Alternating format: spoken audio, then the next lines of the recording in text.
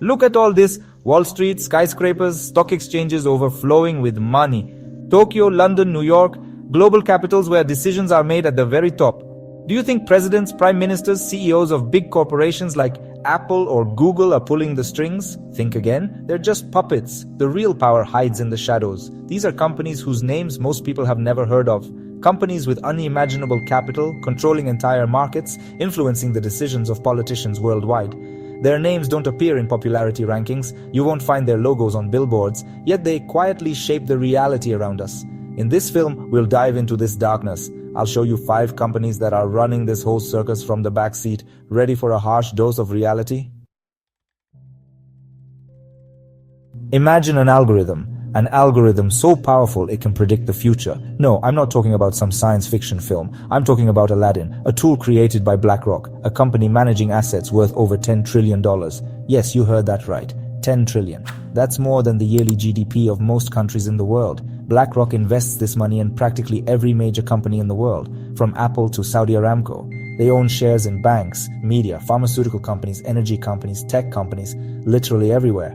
But that's not all. BlackRock isn't just an investor.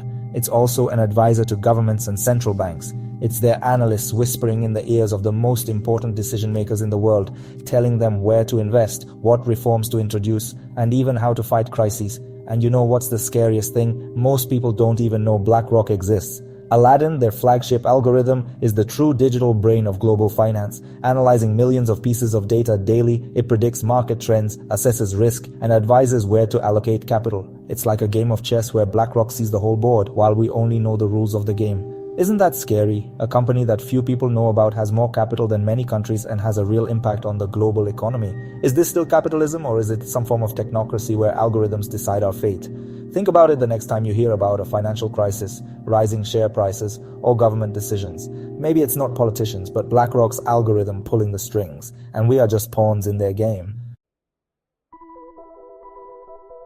If BlackRock is the brain of global finance, then Vanguard is its heart. A giant quietly holding shares in thousands of companies worldwide. Their business model is simple: passive investing. Instead of nervously reacting to market fluctuations, Vanguard focuses on long-term growth, putting money into index funds. Sounds boring? Maybe. But this boredom is what made Vanguard a giant. The company manages assets worth over $7 trillion, and its influence reaches far beyond Wall Street. Vanguard is the world's largest shareholder in companies like Apple, Microsoft, Amazon, and Google. They have a stake in practically every industry, from energy to food production, from media to pharmaceuticals. However, Vanguard's ownership structure is shrouded in secrecy. Unlike traditional companies, Vanguard doesn't have a single owner or shareholders. Instead, the company is owned by its own investment funds. It's a complicated structure that blurs the lines between owner and manager, creating a closed circle where it's hard to see who really controls this massive capital. And that's not the end of the surprises. Vanguard and BlackRock, although officially competitors, are closely linked. Both companies own shares in each other's funds, which means they effectively co-own each other. Add to that the fact that both companies often invest in the same companies, and you get a picture of a market where two powerful forces are not so much competing as cooperating, shaping reality as they see fit. Is this still a free market, or is it a financial oligarchy? I leave the answer to that question to you.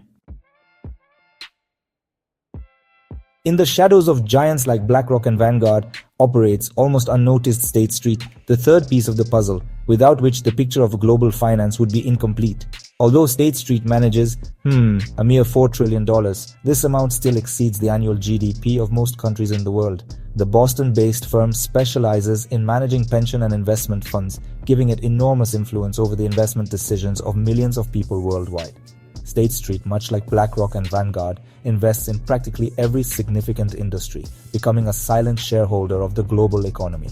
Interestingly, State Street, like Vanguard, doesn't have a single owner. It's a public company, but its shareholding is very dispersed, which makes it difficult to identify the real beneficiaries of its activities. State Street's influence on the decisions of the companies it invests in is often downplayed, yet it is this company's vote, as one of the main shareholders, that often has the deciding say during general meetings. It's State Street, not the average Joe on the street, that decides who sits on supervisory boards, what the company's strategy will be, and how the profits will be divided. Isn't that strange? Millions of people entrust their savings to pension funds, unaware that decisions about their money are made by anonymous managers from Wall Street, whose main goal is profit maximization, not the common good. Perfect. Forget about corporations with logos on every street corner. Meet Koch Industries, a private industrial empire that most of you have never heard of.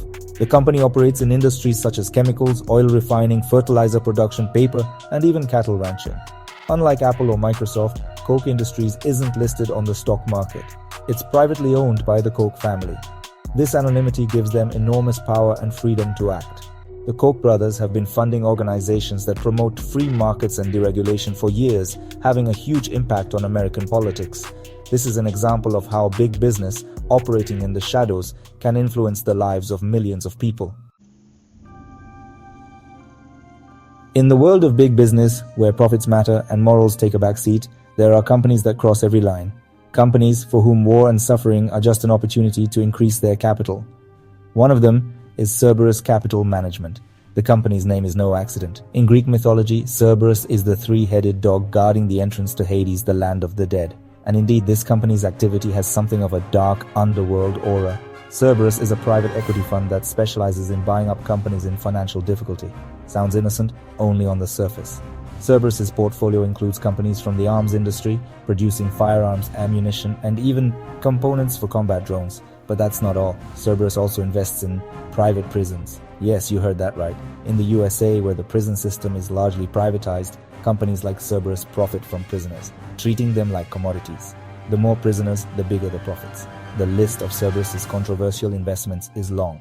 The company has stakes in security companies, operating in war zones, debt collection agencies, and even credit rating agencies which assess the financial credibility of countries. Cerberus is an example of a company that profits from human suffering, exploiting loopholes in the system and a lack of transparency.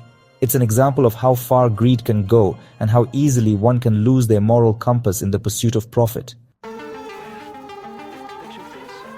So, it's hard to breathe, isn't it? Now you know. The world isn't black and white. Behind the scenes of big politics and the global economy, forces are at work that most people have no idea about. Companies that have more money than many countries and have a real impact on our lives.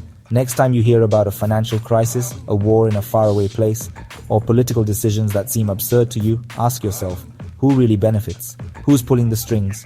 The answer might surprise you. Now let us know in the comments, which of these companies have you heard of before? Do you know any other examples of the shadows of the economy? If you like this video, don't forget to subscribe and give it a thumbs up. Thanks for watching. See you next time. Take care. Bye.